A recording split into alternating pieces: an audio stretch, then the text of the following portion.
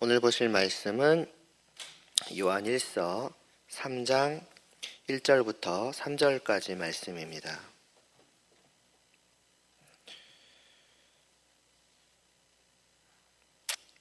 요한 1서 3장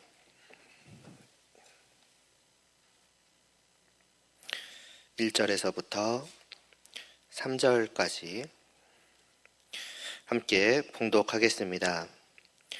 보라, 아버지께서 어떠한 사랑을 우리에게 베푸사 하나님의 자녀라 일컬음을 받게 하셨는가. 우리가 그러하도다. 그러므로 세상이 우리를 알지 못함은 그를 알지 못함이라. 사랑하는 자들아, 우리가 지금은 하나님의 자녀라. 장래에 어떻게 될지는 아직 나타나지 아니하였으나 그가 나타나시면 우리가 그와 같을 줄을 아는 것은 그의 참 모습 그대로 볼 것이기 때문이니 주를 향하여 이 소망을 가진 자마다 그의 깨끗하심과 같이 자기를 깨끗하게 하느니라. 아멘.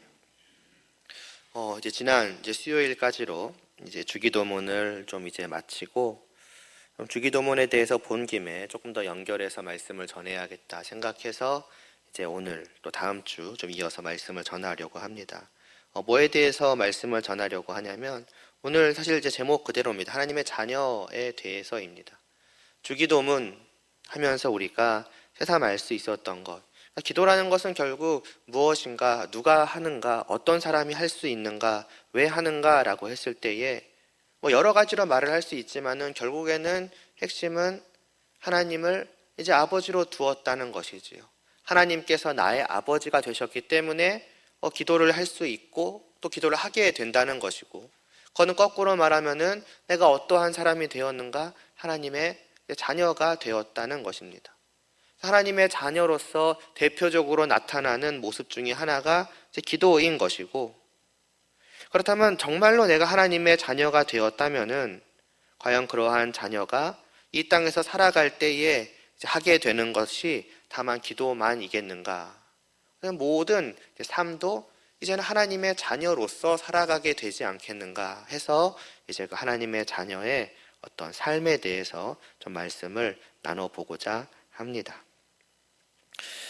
일단 이것을 좀 짚고 넘어가는 것이 좋겠죠. 어떻게 보면 다시 한 번인데요.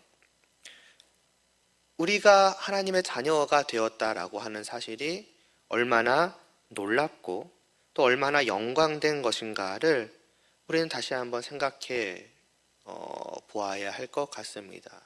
단순히 그냥 그게 영광된 것이지 놀라운 것이지라고 그냥 머리로 생각한다는 그 말씀을 드리는 것이 아니라, 하나님의 자녀라면 내가 이 하나님의 자녀가 되었다라고 하는 그 사실을 어떻게 받아들이고 있고, 거기서 내 마음이 또 내 감정이 어떤 마음을 가지고 있는가에 대해서 말씀을 드리고 있는 것입니다. 곧 하나님의 자녀다운 마음이란 것에 대해서 좀 말씀을 드리고 싶습니다. 이전에도 좀 그런 얘기 한번 드렸던 적이 있었던 것 같아요. 하나님의 자녀가 되었다라고 하는 것. 하나님께서 너를 양자 삼으시겠다라고 우리에게 말씀하시는 그 말씀을 들었을 때에 이것을 정말로 아는 사람들은 맞으면 말도 안 되는 헛소리를 들었다라고 생각할 것이고, 혹은 어안이 벙벙해질 것이고, 어떻게 보면 무슨 감탄사조차도 나오지 않을 만큼 멍하게 될 것이라는 어떤 비슷한 그 말씀을 드렸던 적이 있습니다. 왜냐? 그만큼 이것을 믿기지 않는 놀라운 일이라는 것입니다. 하나님의 자녀라니요. 온 세상을 창조하시고 그 하늘의 보좌를 펴시고 만물을 다스리시는 그 하나님의 자녀가 된다라는 것, 그런 신분이 된다라는 것, 얼마나 놀랍고 얼마나 영광된 것인가. 우리는 그러한 신분에 있다는 것입니다.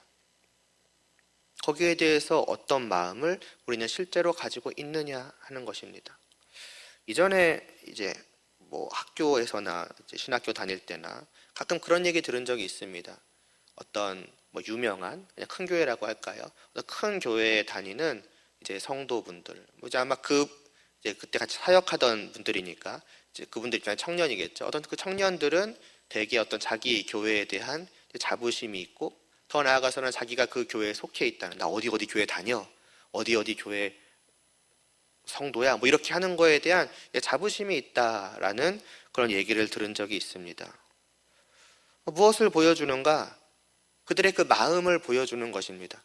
뭐 그 중심에 옳고 그름 뭐 이런 것에 대해서 말씀을 드리고자 하는 것이 아니라, 그들이 그 자기가 속한 그 곳에 대한 어떤 진실된 마음이 있다는 것이죠.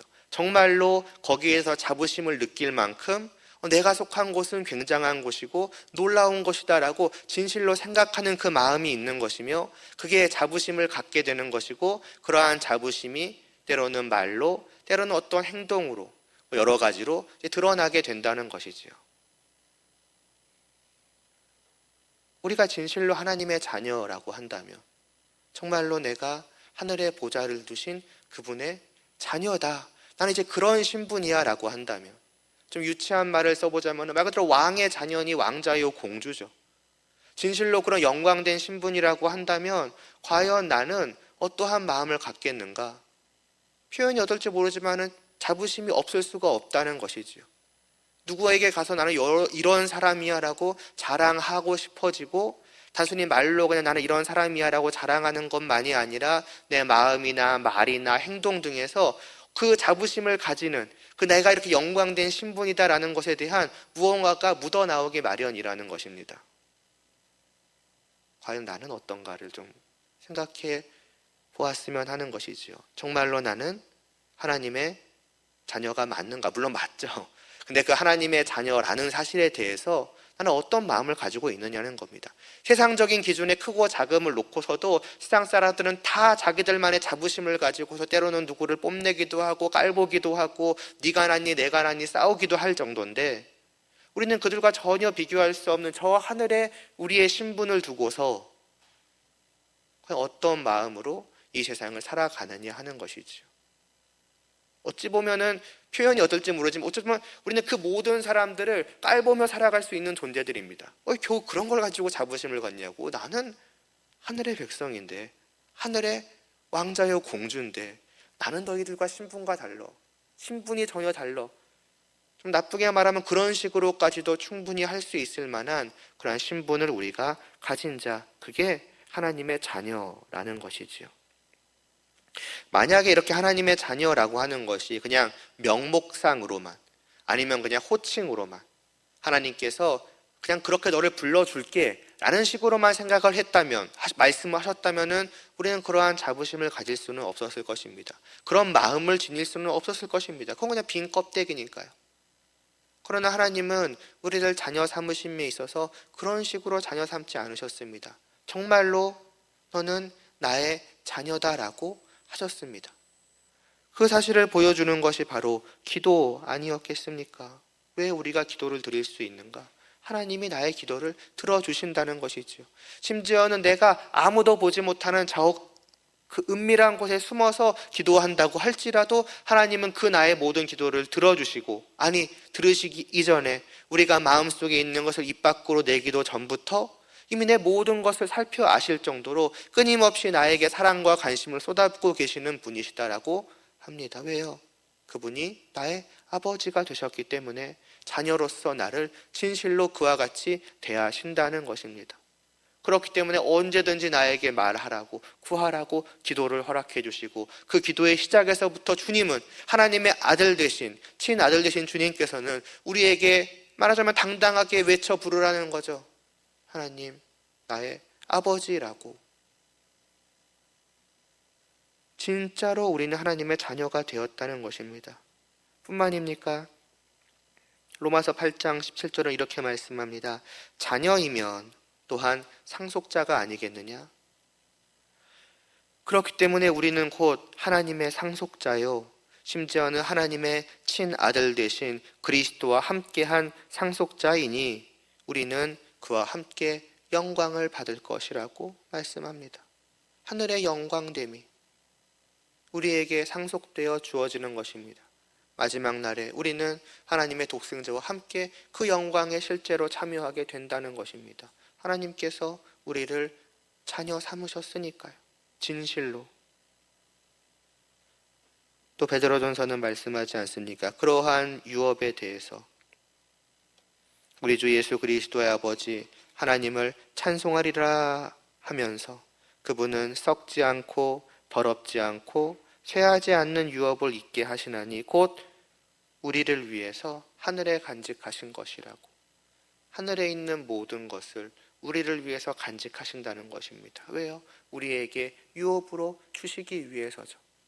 나의 자녀들아, 너희는 나의 자녀이니 내 모든 것을 유업으로 받아 누리라라고.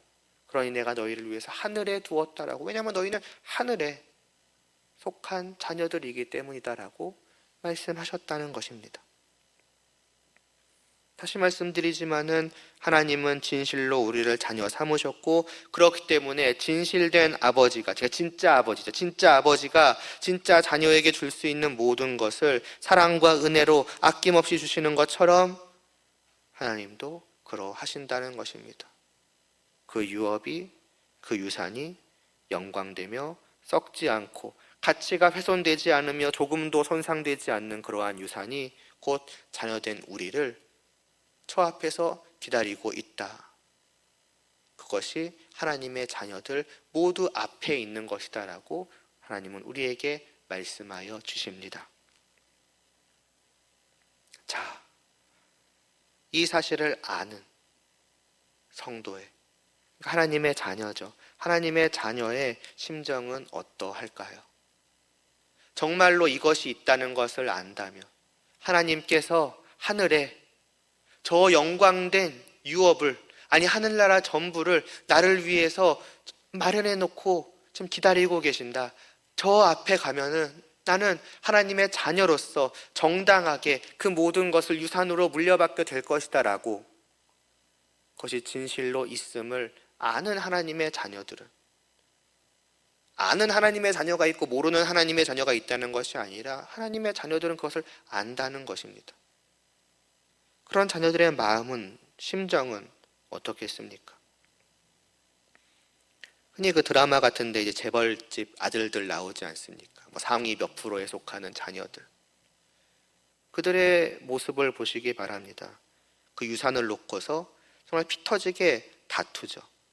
물론 다투는 거는 나쁜 것이지만은 다투는 것, 그 나쁜 그 다툼이 핵심이 아니라 왜 그렇게 하느냐는 것입니다. 그것은 자기들을 기다리고 있는 그 유산의 가치가 어떠함을 알기 때문입니다.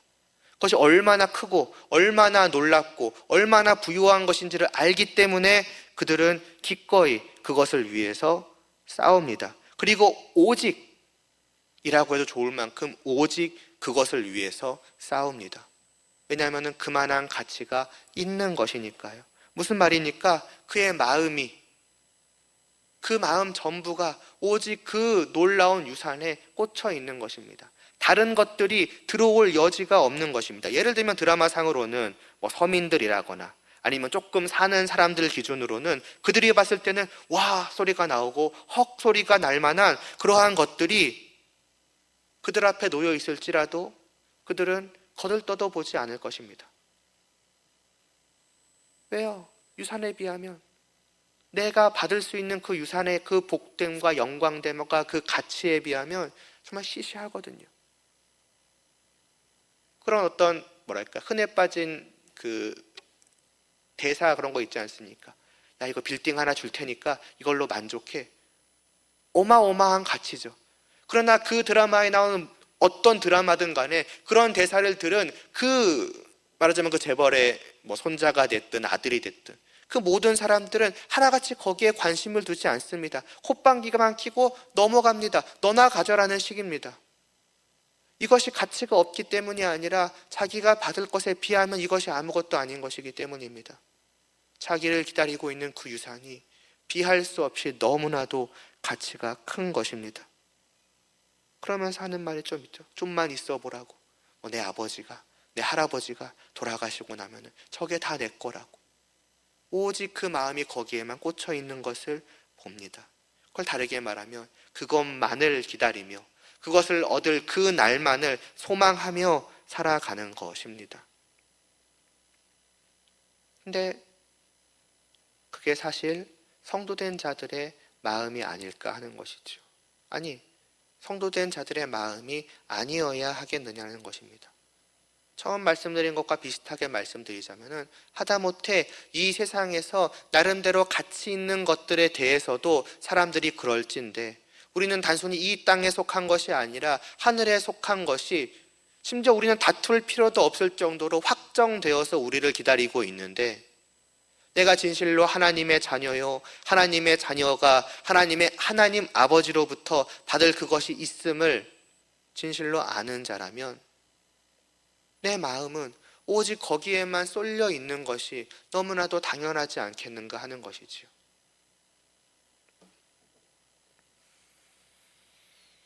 그런 심정을 생각해 보면서 이런 하나님의 자녀들 앞에 펼쳐져 있는 이제는 현실을, 이 땅의 그 현실을 이제 한번 봐보면은 어떻습니까? 이 세상은 어떤 세상이냐? 조금 전에 말했던 그 어떤 서민들이나 뭐 조금 잘 사는 사람들이 와 소리 내고 헉 소리 날 만한 것들이 가득한 것이 이 세상입니다. 요한일서 2장 15절에 그런 말씀을 하지 않습니까? 이 세상이나 세상에 있는 것들을 사랑하지 말라고요. 사랑하지 말라고 합니다. 이것은 거꾸로 말하자면은 우리가 사랑할 만한 것들, 다르게 말하면은 우리의 시선을 사로잡고 우리의 마음을 빼앗을 만한 것들, 혹이라던가 와 소리가 날 만한 그러할 만한 것들이 있다는 것입니다. 이 세상 자체가 그렇고 이 세상 안에 있는 여러 가지 것들이 그러하다는 것이지요. 그래서 그 뒤에 있는 16절에 보면은 이 세상의 그 모든 것들은 나의 몸이 원하고 나의 눈이 원하고 이 땅에서 자랑할 만한 것들이다라고 사람들이 원할 만한 빛나는 것들, 영광된 것들이 넘쳐난다라고 말씀하고 있습니다. 그것이 엄청나게 대단한 것이든 아니면 소소한 것이든 빌딩 한 채든 아니면 그냥 맛있는 밥 한 끼가 됐든 그러나 사람들이 볼 때 여기저기 와, 헉, 저런 걸 가졌으면 좋겠다, 저걸 원한다 할 만한 것들이 분명히 있다는 것입니다. 아니, 넘친다는 것입니다. 그러니 어떡하겠습니까? 모두는 자기가 와하고 헉 하는 그런 것들을 추구하며 살아갑니다. 마음에 두고 얻기 위해서, 손에 넣기 위해서, 누리기 위해서요. 그것의 가치를 알고 그것의 복됨을 알기 때문에 그렇게 살아가는 것입니다. 그게 이 땅에서의 모든 사람들의 삶이죠. 이를 에베소서 2장은 너무 유명한 말씀이지 않습니까? 그때에 너희는 그 가운데에서 행하여 이 세상의 풍조를 따라서 우리 육체의 욕심을 따라 지내며 육체와 마음에 원하는 것을 하였다라고. 내 눈에 보고 좋아하는 그 모든 것들을 원하며 그것들을 얻기 위해서 노력하며 살아가지 않았느냐라고 말씀하지 않습니까? 그게 모든 인생이라는 것입니다. 모두가 다 그와 같이 걸어가니 나도 그 옆에서 같이 걸어갔던 것입니다. 왜요? 저들이 보기에 좋아 보이고 저들이 보기에 좋기 때문에 원했던 그 모든 것들을 나도 보니 나도 같이 헉소리가 나고 나도 헉소리를 내니 나도 원하게 되고 나도 원하게 되니 가져야지요. 그걸 육체의 욕심이라고 말합니다. 그러나 사실 욕심 자체가 문제입니까? 육체의 욕심이라고 하는 그 욕심은 그저 원하는 것입니다. 원하는 것을 얻고자 하는 그 마음입니다. 그것은 지극히 자연스러운 것이고 당연한 것이 아니겠습니까? 모두가 다 그렇게 살아갔습니다. 그런데 이제 지금 우리는 변했죠. 그러한 세상에 속한 세상의 사람으로 세상의 자녀로 살아가던 우리가 그곳으로부터 건짐을 받아서 처음 말씀드려 왔던 것처럼 하나님의 자녀가 되었습니다. 사람이 변했고 신분이 변했습니다. 신분이 변하고 사람이 변했습니다. 내가 갖게 된 그 신분 자체가 이미 이 땅과는 비교할 수 없는 저 높은 하늘에 속한 왕자여 공주가 되어서 한없이 빛나고 영광된 자들이 되었습니다. 그리고 그러한 나는 단순히 신분만 영광된 것이 아니라 아까 말씀드려왔던 것처럼 눈부신 유업과 유산, 하나님의 나라와 그 안에 모든 것이 기다리고 있습니다. 성도는 이것을 압니다. 이것을 느낍니다. 이것을 보고 있습니다. 말하자면 왕복을 입고 있는 나와 저 앞에 기다리고 있는 반짝반짝 빛나는 그 유산을 마치 우리는 눈으로 보는 것처럼 믿음으로 보고 있는 거죠. 그래서 아는 겁니다. 그것이 얼마나 빛나는지, 그것이 얼마나 영광된 것인지를 나의 마음이, 나의 영혼이 분명하게 아는 것입니다.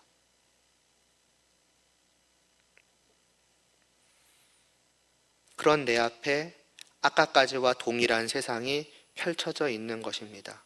이제 나는 다시 걸어가야 되는 거죠. 인생길을 또 내딛어야 하는 것입니다. 어떻게 걸어가겠냐는 거죠. 아무렇지 않게 이전과 똑같이 걸어갈 수 있겠느냐는 것입니다. 이제는 그럴 수가 없다는 것입니다. 그렇게 하면 안 돼라기보다는 내가 그렇게 할 수가 없게 되었다는 것입니다.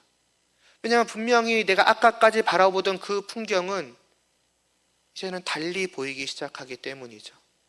이전처럼 무슨 서민으로서 조금 사는 집 사람으로서 바라보던 이 세상과 하늘의 유업을 기다리고 있는 그냥 재벌집, 아니면은 그냥 말 그대로 왕의 아들, 왕의 딸로서 바라보는 그 똑같은 세상은, 풍경은 똑같지만 그것을 대하는 나의 마음은 이전과 달라질 수밖에 없다는 것입니다.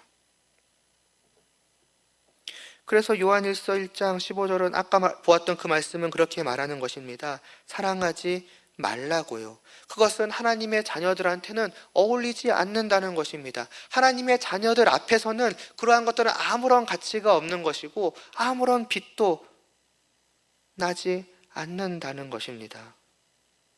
썩지 않고 더럽지 않고 체하지 아니하는 그 유업을 앞에 둔 자들이 어떻게 그에 비해 한없이 빛조차도 나지 않고 순식간에 썩어 없어질, 잠시 있다 사라질 그러한 부패한 것들에 관심을 기울일 수 있겠느냐는 것입니다. 굳이 거기에 손을 담가서 자기의 손을 더럽힐 필요가 없다는 것입니다.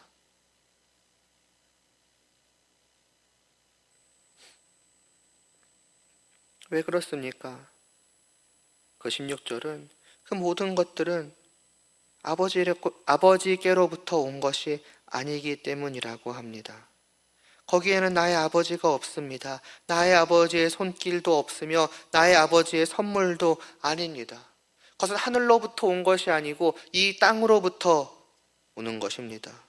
그것은 곧 공중의 권세 잡은 자 마귀로부터 주어지는 것들이지요. 다시 눈을 뜨고 다시 보라는 것입니다. 과연 그것이 그렇게 빛나더냐고요.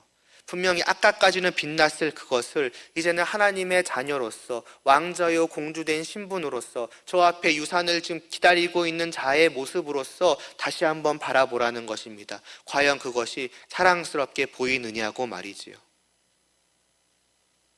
그럴 수 없다는 것입니다. 오해하지 마시기 바랍니다. 이것이 세상에 있는 모든 것들이 다 나쁘다, 세상의 것들은 아무것도 쓰면 안 된다, 가지면 안 된다, 그런 식으로 말씀드리는 것은 아닙니다. 예를 들면 이제 이런 것들이 아닌 거죠. 병원도 가지 말고 기도만 하라던가, 학교나 직장도 다 버리고 산속에 들어가서 성경만 읽고 기도만 하라던가, 직장에서도 일하지 말고 성경책만 보라고, 그런 것들은 다 세상 것들이라고, 그런 식으로 말씀하는 것은 분명히 그리고 당연히 아닙니다. 비슷하게 삽니다. 이 세상 사람들과 공부하고 일하고 돈 벌고 놀고 먹고 마시고, 어떻게 보면 그 살아가는 일상의 모습 자체는 어떻게 보면 크게 달라질 것이 없습니다. 그럼에도 불구하고 분명히 다르게 살아갑니다. 똑같이 공부하고 똑같이 일하고 똑같이 먹고 똑같이 마시고 똑같이 놀고 하지만 그러나 분명히 다릅니다. 아마도 다른 사람들이 충분히 알 수 있을 정도로, 이질감을 느낄 수 있을 정도로 분명히 나와 같이 살아가며 살아가는 모습들도 분명히 비슷한데 무언가가 다른 것입니다. 때로는 그것은 사소하고 작은 거라고 생각했지만은 잘 들여다보면은 절대로 좁혀질 수 없는 굉장히 큰 다름이라는 것을 깨닫는 데는 그렇게 오래 걸리지 않을 것입니다. 왜냐하면은 그들에게는 하나님이라는 것이 없고 하나님과 하나님의 뜻이라는 것이 없으며, 그러나 우리에게는 하나님이 계시고 하나님의 뜻이 있으니까요. 그 다름의 이유를 물어보면 언제나 그렇습니다. 왜 그렇게 사냐고. 아니 어차피 같이 사는데 같이 모든 걸 맞춰가면 좋지 않겠느냐고. 왜 거기서 꼭 틀리냐고. 그럼 언제나 똑같은 답이 나오는 것이죠. 하나님 때문에, 하나님의 말씀 때문에 나는 그렇게 살 수 없노라고. 야, 조금만 좁혀봐, 조금만 바꿔봐, 조금 더 같이 잘 살면 좋잖아. 근데 그게 좁혀지지 않는 그 간격이 정말 사소해 보이지만 너무나도 다른 것을 결국 그들은 보고 느끼게 되는 것이지요.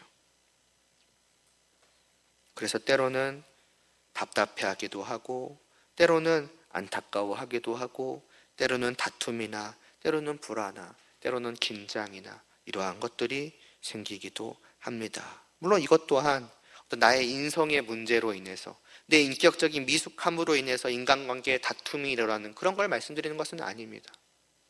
그러나 분명 우리가 모든 면에 있어서 온전하다고 할지라도 오히려 그렇기 때문에 더욱더 그들과의 그 긴장이나 다툼이나 때로는 불안이나 좁혀질 수 없는 그 간극은 분명히 생길 수밖에 없습니다. 그들도 알고 나도 압니다. 저들과 나는 서로 다른 길을 가고 있다고. 분명히 같이 앞으로 가는 것처럼 보이지만 분명히 다른 길을 걸어가고 있고, 더 나아가서는 다른 곳을 바라보고 있노라고. 우리는 그저 이 땅을 바라보지만 저들은, 이제 우리죠, 저들은 하늘을 바라보는 자들이라고. 그렇게까지 생각하지 않을지 모르지만 분명히 시선이 다르다는 것을 깨닫게 됩니다. 왜 그렇습니까? 오늘 보면 요한일서 3장은 말씀합니다. 1절은 보라, 아버지께서 어떠한 사랑을 우리에게 베푸사 하나님의 자녀라 일컬음을 받게 하셨는가? 우리가 그러하도다. 그러므로 세상이 우리를 알지 못함은 그를 알지 못함이라고 말입니다. 세상은 알지 못하는데 우리는 안다는 것, 이것이 모든 차이의 핵심입니다. 다르게 말하면 세상은 보지 못합니다. 그런데 우리는 봅니다. 뭐를요? 하나님, 나의 아버지를요. 내가 아버지라 친밀하게 부르는 그 분을 나는 아는 거죠. 내가 아버지라 친밀하게 부르는 그 나의 아버지가 나를 얼마나 사랑하시는지, 그 사랑이 얼마나 크고 놀라운지를 나는 압니다. 왜냐하면 내가 하나님의 자녀가 되었다는 말도 안 되는 일이 지금 일어났으니까요. 저들과 같은 이 땅에 속해 있다가 부패의 멸망의 영원한 심판을 받아야 할 내가 지금은 하늘 위에 실제로 있게 되었다는 것을 나는 알고 있으니까요. 그게 전부입니다. 하나님을 알게 된 것, 그리고 내가 그분의 자녀가 된 것. 어찌 보면 겨우 한 문장이죠. 겨우 한 문장이라고 할 수 있는 그 짧은 사실이 나의 삶의 전부를 실제로 바꾸어 놓은 것입니다. 다른 세상, 다른 나라에서 살아가게 만들고, 다른 곳을 바라보고 다른 길을 걷게 만들고, 심지어는 이것을 위해서 기꺼이 이전까지 내가 보고 걷던 길을 버려버리게 만들기까지 한 것이죠. 저들은 이상하게 생각할 수밖에 없습니다. 분명히 똑같은 길을 같이 걸어가고 있었는데, 어쩌면 자신의 인생 전부를 걸고서 그 길을 걸어가고 있었는데, 그 모든 것을 한순간에 아낌없이 다 버리고 다 포기하고 일로 넘어와 버린 것이니 말입니다. 야, 10년 그렇게 살아왔잖아. 20년, 30년 그렇게 살아왔잖아. 조금만 더 걸어가면 이제 우리가 원하던 그 목표를, 우리가 같이 욕심내었던, 간절히 갈망했던 그것을 손에 넣을 수 있는데 이제 와서 다 포기해버린다고? 도저히 이해가 안 되죠. 근데 성도는 그럴 수가 있는 것입니다. 기꺼이 다 버릴 수 있다고. 그것이 아무리 가깝든 설령 1mm만 더 가도 된다고 해도, 아니 손만 뻗어도 얻을 수 있다고 할지언정 나는 그 손 내려놓고 그냥 포기하고 일로 올 수 있다고. 왜냐 하면 내게 지금 주어진 것이, 그리고 내 앞에 기다리고 있는 것이 그것과 비교할 수 없는 것임을 나는 알게 되었기 때문이라고 그 성도는 그렇게 고백할 것입니다. 진실로 말이지요. 단순히 그렇게 해야 돼, 하지 말아야 돼의 문제가 아닙니다. 사랑해야 돼, 사랑하지 말아야 돼, 어찌 보면 그런 문제도 아닐 수 있습니다. 정말로 하나님의 자녀가 되었고 하나님의 자녀가 어떠한 것인지를 알고 그가 기다리고 있는 그 유산이 어떠한지를 진실로 안다면 그렇게 되지 않을 수가 없다는 것입니다.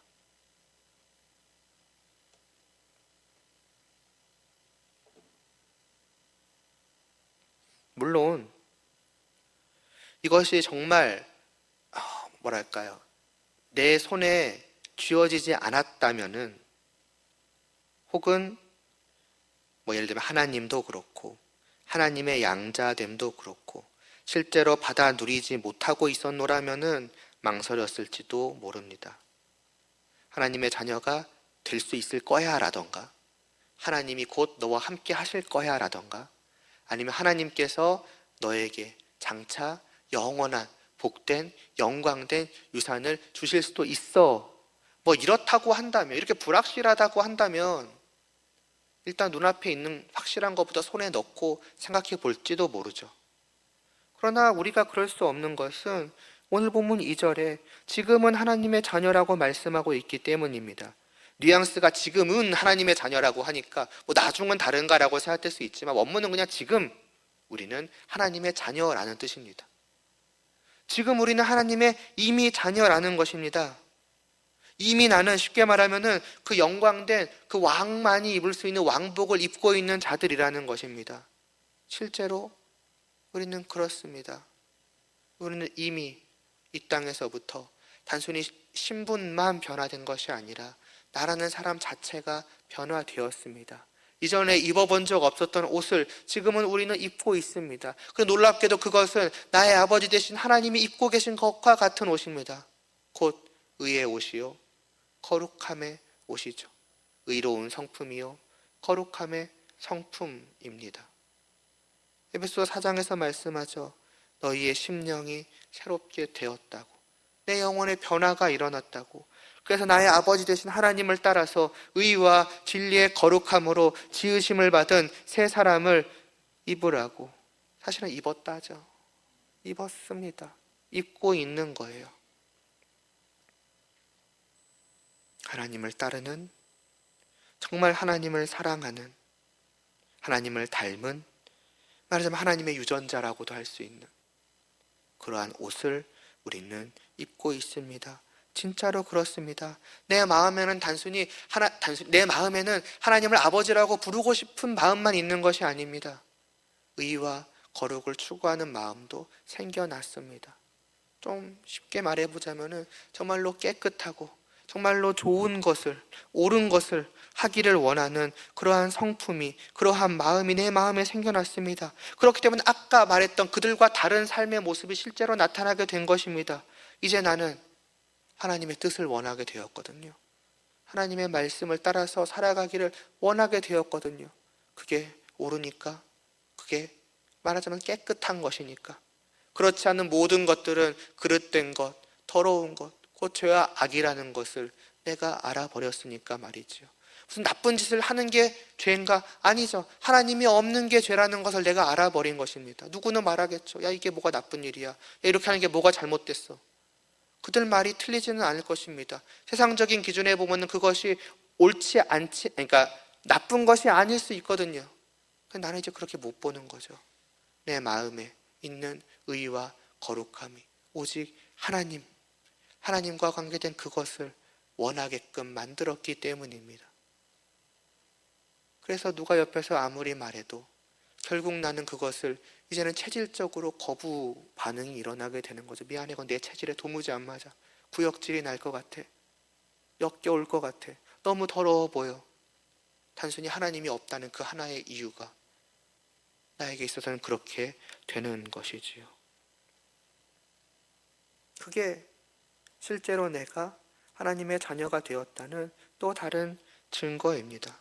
하나님의 양자가 맞구나 하는 것입니다. 왜냐하면 딱 봐도 닮았으니까요. 아버지를 닮은 것처럼, 야, 너 그런 성품이 있었어? 너 그런 것을 원해? 진짜 니네 아빠랑 똑같다. 너희 아버지와 정말로 닮았다. 정말로 하나님과 닮았다라고. 과연 너가 하나님의 자녀가 맞구나. 반대로 말하면 내가 하나님의 자녀가 맞구나 하게 되는 거죠. 나 자신도 신기할 정도입니다. 이런 마음을 가져본 적이 없거든요. 가져야겠다고 생각해 본 적이 없었거든요. 심지어는 가져야겠다고 생각을 해도 가질 수 없었던 그러한 마음이, 그러한 성품이 어느 순간에 내 안에 너무나 놀랍게 자리 잡고 있는 것을 보게 되는 거죠. 아, 하나님이 입혀주셨구나. 내 스스로가 깨달아 알게 되는 거죠.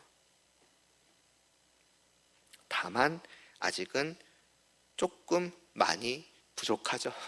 왕에 입는 왕복은 왕복인데 아직은 뭔가 좀 허름해 보이고 아직은 뭔가 좀 먼지가 묻었고 조금 부족하죠.